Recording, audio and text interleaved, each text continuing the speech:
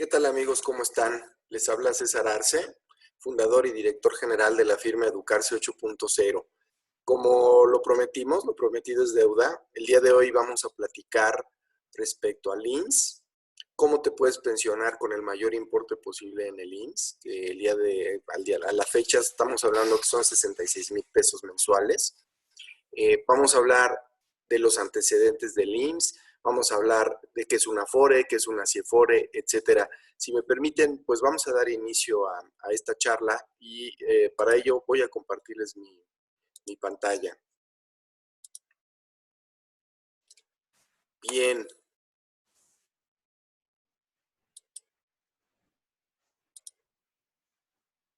Vamos a hablar primero de conceptos básicos y de qué es la seguridad social. Y si me permiten, esta es la única parte que sí quiero leer para que quede muy clara, porque es lo que va a sustentar toda la charla, ¿no?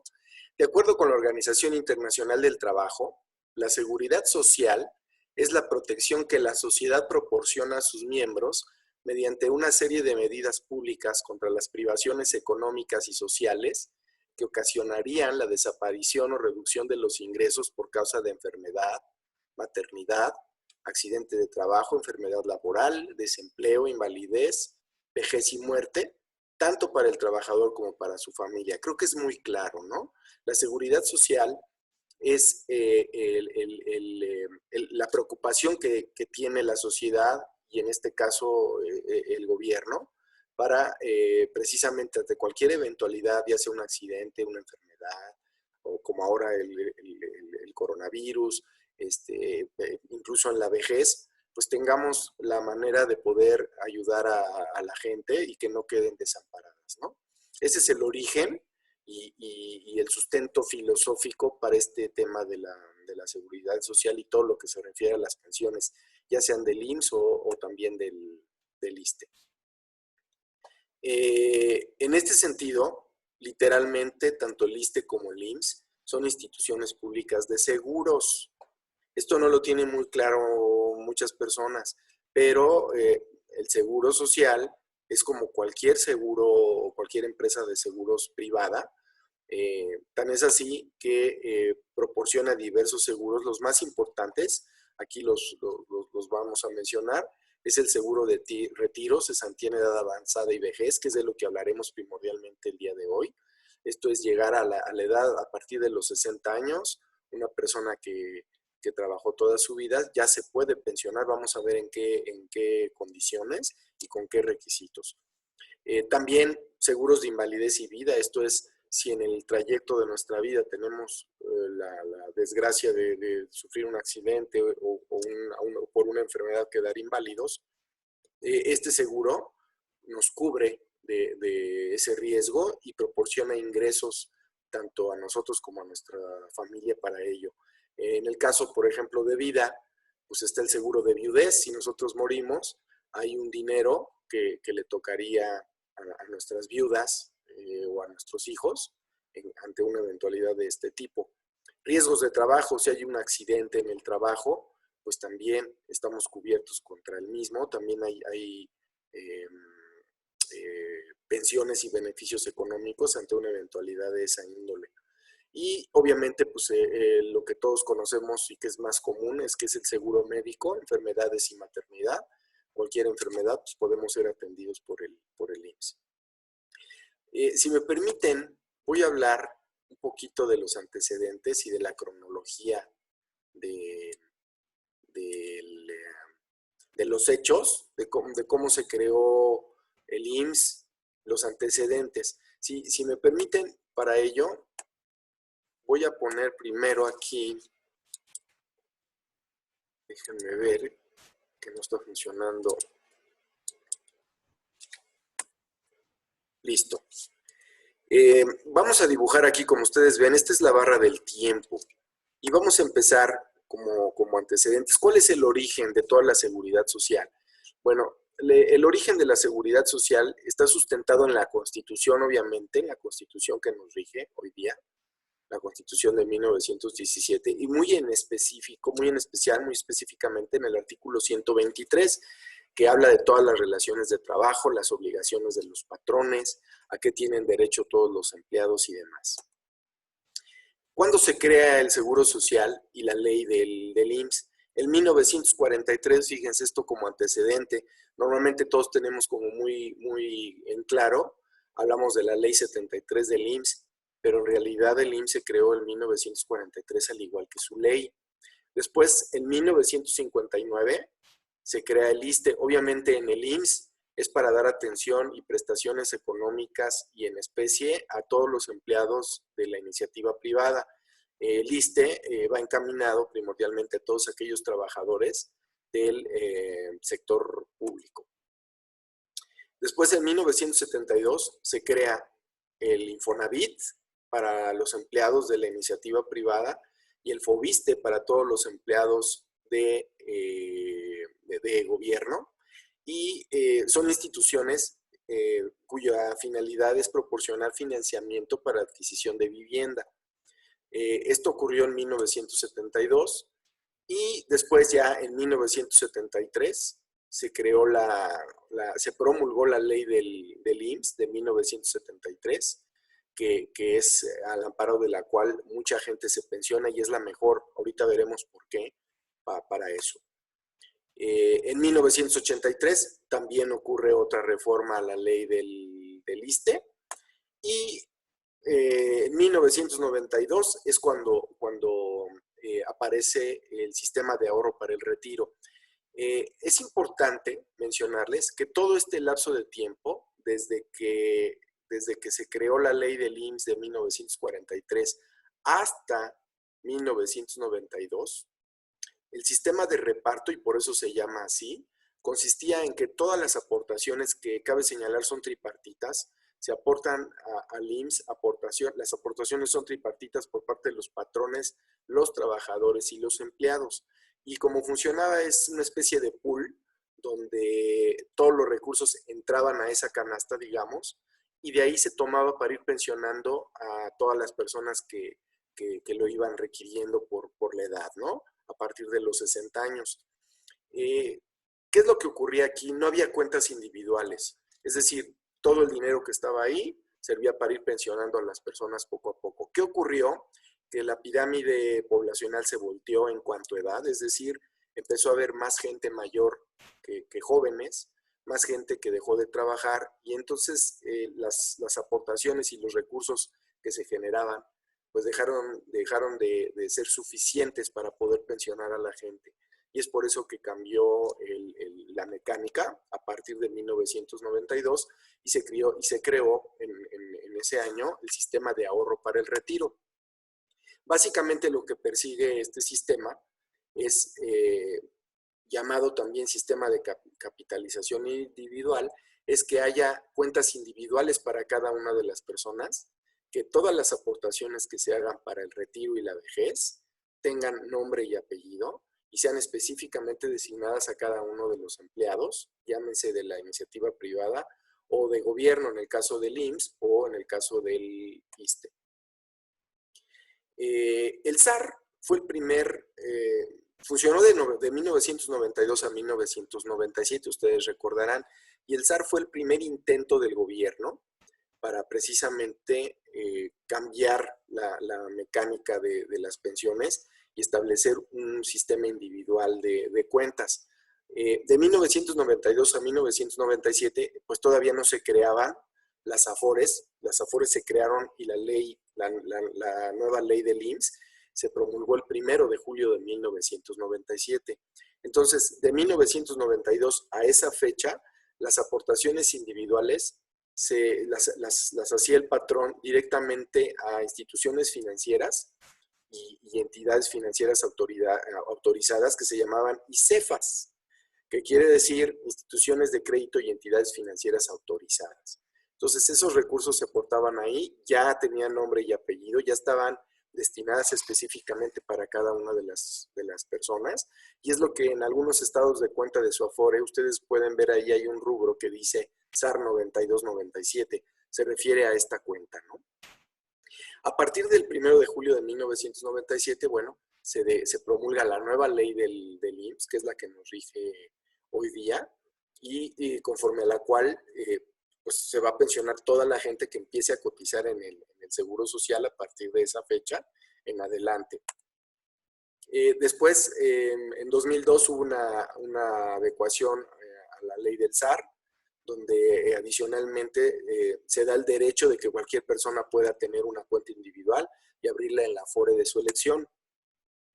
Y finalmente, así como el 1 de julio del 97 cambió la ley del IMSS, bueno, el 1 de abril del 2007 cambió la ley del ISSSTE, precisamente para entrar al sistema de capitalización individual. Digamos que es un cronograma general de los antecedentes, porque muchas veces no tenemos claro qué es el SAR, ¿no? Y confundimos el SAR con las AFORES. Entonces, realmente el SAR es el sistema de ahorro para el retiro, e incluye el periodo de 92 a 97 y lo que ocurre hasta la fecha. Digamos que al amparo de la ley del SAR están emitidas todas las demás leyes, tanto del IMSS como del ISSSTE. Vamos a hablar muy en especial hoy, del IMSS, de cómo pensionarte ante el IMSS y cuáles serían los requisitos para ello. Y bueno, aquí igualmente quise poner en esta línea horizontal, es la línea del tiempo, y muy en especial aquí en este quiebre donde está la línea vertical, es la fecha 1 de julio del 97, que fue la fecha en que se promulgó y entró en vigor la ley del IMSS de 1997. Lo primero que tenemos que saber aquí es que todas aquellas personas que empezaron a cotizar en el IMSS a partir del 1 de julio del 97 y en adelante, hasta la fecha y lo que seguirá los años venideros, solamente se pueden pensionar por la ley 97, no pueden pensionarse por la ley de 1973. Ahora bien, ¿qué pasa con la gente que ya venía cotizando antes de esta fecha? Bueno, esta gente es a lo que en la ley se le denomina trabajadores en transición. ¿Qué quiere decir? Que están transitando de este estadio, de este estatus, a este. Y por esa razón, como la ley no se puede aplicar, ninguna ley se puede aplicar de manera retroactiva en perjuicio de nadie, le dan la opción a todos los trabajadores de que puedan elegir cuál es la ley al amparo de la cual se quieren pensionar, ya sea la del 73 o la del 97, es decir, todos aquellos que cotizaron antes del 1 de julio de 1997 tienen la opción de pensionarse por cualquiera de las dos leyes. No así los que empezaron a cotizar después del 1 de julio del 97, que solamente tienen esta opción. ¿Cuáles son los requisitos? Y voy a empezar primero con la ley del 97. Lo primero que tengo que decirles es que la ley que más conviene es la del 73. Entonces, todas aquellas personas que tengan la posibilidad por haber empezado a cotizar antes del 1 de julio del 97, lo primerito que tienen que saber y que no se les olvide es que la ley por la que se deberían de pensionar y la que más les conviene es la ley de 1973. Ahora, ¿cuáles son los requisitos para pensionarse con la ley 97? Bueno, como pueden ver, se requieren 1,250 semanas de cotización. Esto equivale a 24 años. Es algo muy difícil. Yo veo muy difícil que haya mucha gente que alcance esos años de cotización. Y sobre todo en las épocas actuales, donde hay mucha rotación de personal, se trabaja mucho desde la casa, mucho como freelance, no tanto como empleado. Entonces, lograr ese número de semanas cotizadas, pues yo lo veo realmente difícil. Pero bueno, en caso de que así ocurriera, son 24 años mínimos para tener derecho a la pensión. ¿Qué pasa si no tenemos derecho a la pensión porque no lo llegamos a esos años? Bueno, pues nos dan una cosa que se llama negativa de pensión, y lo que ocurre es que el total de dinero que esté depositado en la Afore nos lo regresa. Para pensionarnos al amparo de esta ley, como de la del 73, la edad mínima es de 60 años y en adelante. Aquí hablamos 60 a 65 años de edad, pero desde los 60 ya se puede pensionar. ¿Cuál es la base de cálculo para la pensión? Bueno, se toma como base el saldo acumulado en la cuenta individual, es decir, el total de dinero que esté depositado en la Afore. Y vamos a poner aquí cómo se compone esta cuenta individual, cómo es que se constituye el saldo de esta cuenta individual. Como podemos ver aquí, se constituye de aportaciones patronales para la vivienda, el 5%, esto es lo que se refiere al Infonavit. Retiro, 2%, esto es para el retiro, y hay aportaciones tripartitas para lo que se denomina cesantía y vejez. En la ley y en el estado de cuenta ustedes pueden ver un rubro que dice RCB, quiere decir retiro, cesantía y vejez. Bueno, a esos rubros es que se refiere estos porcentajes. ¿Y qué quiere decir esto? Bueno, estos porcentajes se aplican sobre el salario base de cotización. Vamos a pensar que ustedes tienen un sueldo de 10,000 pesos. Bueno, pues el patrón tiene que aportar al Infonavit el 5% de esos 10,000 pesos. De hecho, en el Infonavit se hacen las aportaciones de manera bimestral. Por concepto de retiro, el 2%. Adicionalmente, el patrón tiene que aportar el 3.150% para el tema de cesantía y vejez. El trabajador, el 1.125% y el gobierno, el 0.225%. Si se fijan, si sumamos esta aportación tripartita, este 4.5, que es la sumatoria de estos tres porcentajes, más el 2% de retiro, nos da un total de 6.5%. Bueno, ese 6.5% aplicado sobre el salario base de cotización es lo que se va depositando en la Afore de manera mensual. Cabe señalar, ¿qué es una Afore? Una Afore es una administradora de fondos para el retiro. Es una institución que se creó justamente para ello, para administrar los fondos del retiro. Es importante que sepan ustedes que las Afores son SAs de CB, son empresas privadas, no son empresas públicas. Y dentro del grupo de las Afores hay diversas CIEFORES. Yo creo que ustedes han oído hablar de las CIEFORES. Las CIEFORES son sociedades de inversión, sociedades de inversión de fondos para el retiro. Esto es, la Afore administra los recursos, pero específicamente se los da a otra empresa de su mismo grupo, que es la CIEFORE, que cabe señalar también es una empresa privada, es una SADCB. Y esas CIEFORES, en función de la edad del trabajador, invierten el dinero. Hay CIEFORES que tienen más riesgo, por ejemplo, la gente más joven, como falta más tiempo para que lleguen a la pensión, los portafolios de inversión están constituidos principalmente por instrumentos de renta variable, acciones, etcétera, fondos de inversión de renta variable. ¿Por qué? Porque en teoría a largo plazo esos fondos, esas sociedades van a dar mayor rendimiento que un fondo de inversión en renta fija. Entre mayor va siendo la edad del trabajador, entre más se va acercando a la edad de retiro, a los 60 años, por ejemplo, bueno, el portafolio de inversión deja de estar integrado en menor medida por inversiones de renta variable y más en inversiones de poco riesgo o nulo riesgo, como es la renta fija. CETES, por ejemplo, que es el instrumento por excelencia de menor riesgo, los certificados de la tesorería, que son emitidos por el gobierno federal. Ahora bien, ya sabemos que sobre este saldo es que se va a obtener la pensión. ¿Cómo obtienen la pensión? ¿Bajo qué modalidades puede obtener la pensión una persona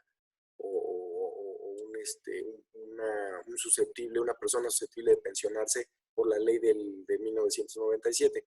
Hay dos mecánicas, una cosa que se llama retiros programados y una cosa que se llama renta vitalicia. Y no los quiero aburrir mucho con el tema, bastará explicarles muy brevemente de manera conceptual. Retiros programados es lo siguiente.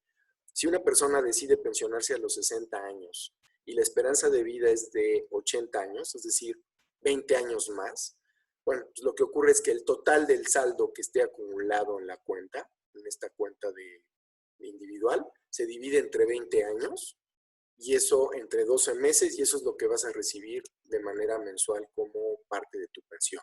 La verdad es que son pensiones muy, muy pequeñas. Yo no creo que vaya a ser suficiente para poder llevar una vida con el mismo estatus que se lleva mientras está en periodo laboral. Para ello es importante que se hagan aportaciones voluntarias adicionales, por eso tiene este más, porque este más lo que hace es incrementar justamente este saldo acumulado que se tiene en la cuenta de vivienda. Esto es retiros programados. Ahora, ¿qué pasaría si llego a los 80 años, no me morí y sigo necesitando recursos? Bueno, como ya se me acabó el plazo, el retiro, el programa de años conforme al cual iba yo a retirar ese dinero, bueno, a partir del año de que cumpla yo 81 años, lo único que me van a dar es un salario mínimo. Entonces, existe entonces por ello la segunda opción, que es la renta vitalicia. ¿Qué es la renta vitalicia? Bueno, aquí entra en el juego una aseguradora que obviamente va a cobrar una prima de seguro, y esa aseguradora lo que nos garantiza es que vamos a recibir una pensión X que se calcula en función de los recursos que haya en la cuenta individual al momento de pensionarse, y nos garantiza que vamos a recibir esos recursos de manera vitalicia hasta que nos muramos. Obviamente el importe sería mucho menor porque hay una prima de seguro que se tiene que pagar a la aseguradora.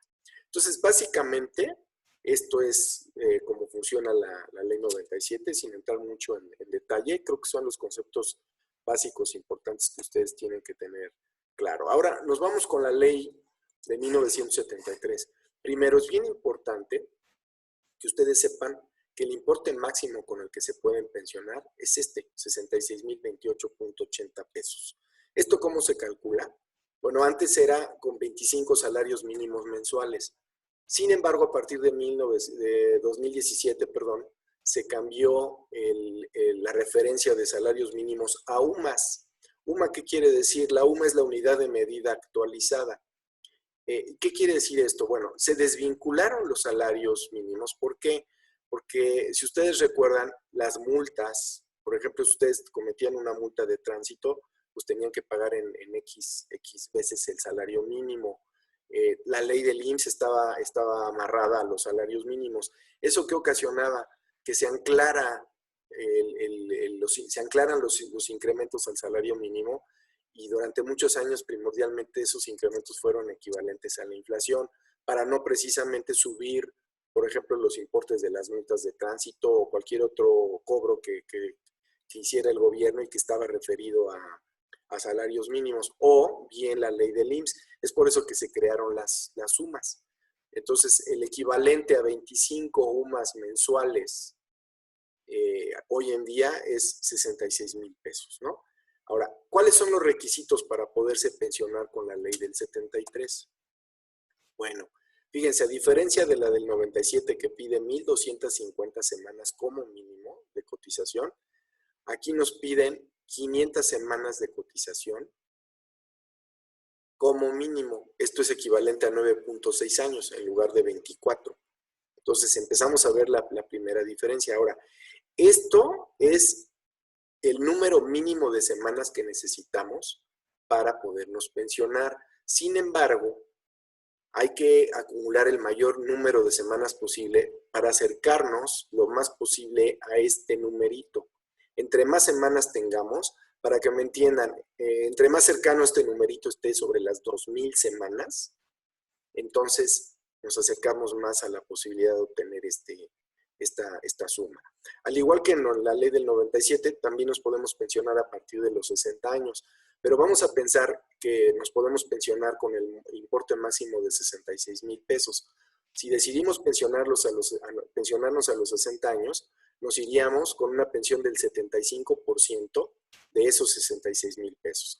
A los 61 años sería el 80%, a los 62 el 85%, y así sucesivamente hasta llegar a los 65 años, donde nos pensionaríamos con el 100% de ese dinero. ¿Cuál es la base de cálculo para la pensión al amparo de la ley del 73? Bueno, es el promedio del salario base de cotización de las últimas 250 semanas. Habrán oído ustedes, normalmente la gente se expresa a los últimos 5 años, pero en realidad la ley habla de 250 semanas, que son 4.8 años. ¿Qué quiere decir esto? Y les voy a poner un ejemplo muy sencillo. Vamos a pensar en un director general que toda su vida estuvo cotizando como empleado y estuvo toda su vida cotizando con 66,000 pesos. Pero desafortunadamente, y lo cual ocurre mucho, se queda sin trabajo a los 55 años. Y a los 55 años encuentra un trabajo donde lo dan de alta con el sueldo mínimo o con 5,000 pesos. Bueno, pues esta persona que estuvo cotizando toda su vida con 66,000 pesos, no se va a poder pensionar con esta cifra como base. Su cifra máxima a la que podría aspirar serían esos 5,000 pesos, porque es el promedio del salario base de cotización que tuvo los últimos 5 años, previos a la fecha en que decida pensionarse. Esto es, si decide pensionarse a los 60, bueno, pues el promedio de las semanas del salario base de cotización desde que tenía 55 años hasta los 60 va a ser lo que sirva de base para calcular su pensión. Y bueno, lo que ya mencioné, las semanas excedentes a las 500 semanas requeridas, este es un error, discúlpenme aquí, son 500 semanas mínimas, aquí debía decir 500. Bueno, las semanas excedentes a esos 500 son las que van a ayudarnos también a acercarnos más a esta cifra, ¿no? Finalmente, hay dos conceptos más que me gustaría comentarles y que ustedes tienen que saber que son muy importantes. Uno es el periodo de conservación de derechos a la pensión. ¿Qué es esto? Si ustedes dejan de cotizar para un patrón, ya sea porque renuncian, ya sea porque el patrón los liquida, porque deciden cambiar el régimen y ahora van a cobrar por honorarios, etcétera, bueno, ustedes dejan de cotizar en el IMSS. El periodo de conservación de derechos es el periodo que pasa o que transcurre entre la fecha en que ustedes son dados de baja y la fecha en que pierden el derecho a la pensión. Este periodo se calcula como el 25% del total de años que ustedes hayan trabajado o del total de semanas que ustedes hayan cotizado.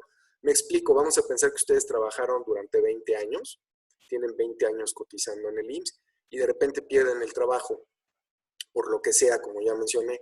Bueno, tendrían ustedes la cuarta parte de esos 20 años, es decir, 5 años, para no perder su derecho a la pensión. Digamos, si ustedes tienen 57 años de edad y perdieron el trabajo, bueno, 57 más 5 nos da 62. Todavía estarían ustedes en posibilidad de obtener una pensión. Pero si ustedes perdieron el trabajo y tenían, por ejemplo, 50 años, bueno, si ustedes hacen el cálculo, 50 años más los 5 que tienen de periodo de conservación de derechos, les permite llegar a una edad de 55 años. Como la edad mínima son 60, pues no tendrían derecho a la pensión. Entonces habría que hacer una serie de estrategias para poder recobrar ese derecho y que ustedes puedan volver a tener la oportunidad de pensionarse y de tener esa pensión. El último concepto que me gustaría platicarles, no menos importante, es lo que se denomina continuación voluntaria. En el argot y en la calle es más conocido como modalidad 40. ¿Qué es esto? Bueno, justamente para no perder los derechos, ¿no?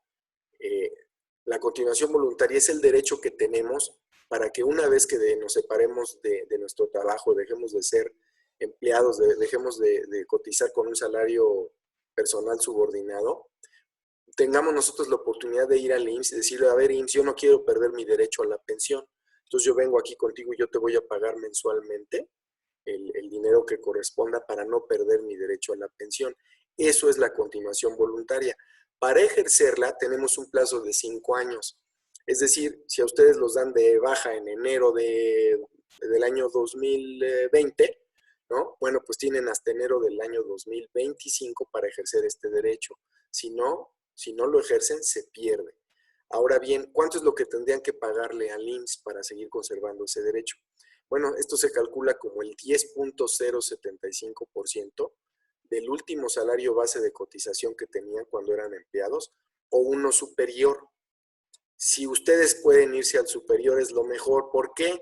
Porque al irse al superior incrementan el promedio, lo que mencionábamos aquí, el promedio de las últimas 250 semanas de cotización previas a la fecha en que ustedes, a los años que ustedes decidan pensionarse para elevar el importe de la pensión. Hoy día el importe máximo que se pagaría al IMSS de manera mensual son 6,652.40 pesos.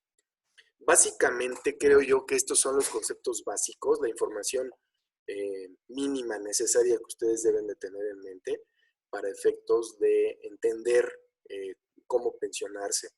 Si ustedes requirieran mayor información o quisieran un estudio más completo de esto para pensionarse con lo que el importe mayor posible, nosotros podemos ayudarles. ¿Cómo? Bueno, preparamos una carpeta, nosotros le llamamos una carpeta previsional, personalizada obviamente porque cada persona es un caso distinto, es única en su tipo, y proporcionamos la siguiente información: la situación actual y el resumen de los antecedentes laborales, el historial de semanas cotizadas en el IMSS, un estimado de su pensión futura, calculamos el periodo de conservación de derechos, también calculamos los seguros de invalidez, vida y riesgo de trabajo que mencioné yo al principio de la presentación. Les hacemos un informe prejubilatorio. Muy importante, definimos la estrategia para que ustedes se pensionen con el importe máximo posible. Esto es de lo más valioso del estudio. Y finalmente, y muy importante también como parte de este estudio, es la evaluación financiera y determinación de la edad óptima para pensionarse. No es siempre los 65 años la edad más óptima para poderse pensionar, depende de la situación particular. Para ello también nosotros consideramos aquí los temas de impuestos, todo lo que la pensión, por ejemplo, nada más de manera informativa, hasta 15 salarios mínimos están exentos de impuesto.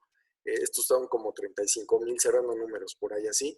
Todo lo que exceda de ello es susceptible de impuestos. Entonces, si consideramos esos factores también, pues no necesariamente los 65 años es la edad mejor para irse o pensionarse con el mayor importe posible. Básicamente esto es lo que quería yo platicarles. Espero les haya servido este video, les haya gustado, les sea de utilidad. Si quieren mayor información, por favor síganos. Aquí está la información, mándenos un correo, aquí está, a Educarse 8.0 si requieren mayor información. Y síganos en nuestras redes sociales. No olviden, por favor, darle suscribir aquí abajito del video y clic a la campanita si este video les gustó, para que ustedes sean los primeros también en recibir información y notificación de los próximos videos que daremos.